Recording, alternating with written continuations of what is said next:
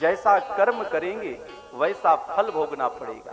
कुछ कर्म ऐसे होते हैं जिनका तुरंत परिणाम मिलता है, तुरंत फल मिलता है, और कुछ कर्म ऐसे होते हैं जिनका इंतजार करना पड़ता है, वर्ष 2 वर्ष में परिणाम मिलता है। और कुछ जन्म कर्म ऐसे होते हैं जिनका जन्मों का इंतजार करना पड़ता है, जन्म जन्मांतर में उसका परिणाम भोगना पड़ता है। जैसे भोजन करते हैं तो भोजन करते समय तुष्टि और पुष्टि होती है, भूख मिटती है, स्वाद मिलता है, तत्काल फल।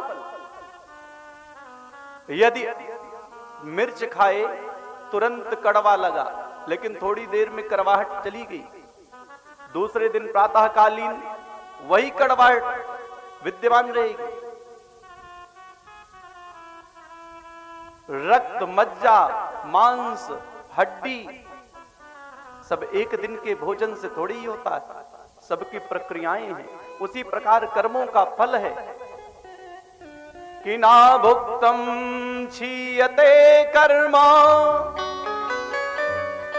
जन्म कोटि सतैरपि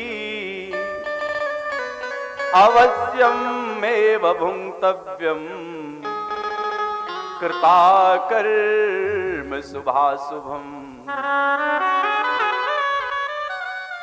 भगवान सृष्टि की रचना करते हैं और 3 सूत्र देते हैं, ध्यान देना। कर्म, अकर्म और विकर्म।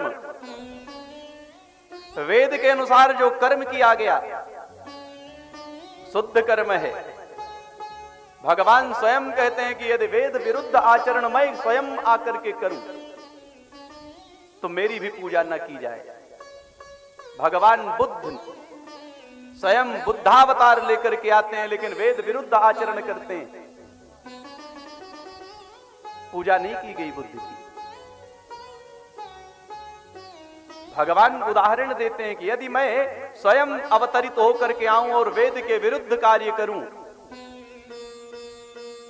तो मेरी भी न मानी जाए। भगवान स्वयं। और जो वेद के अनुसार कर्म नहीं करता वो अकर्म है, और उस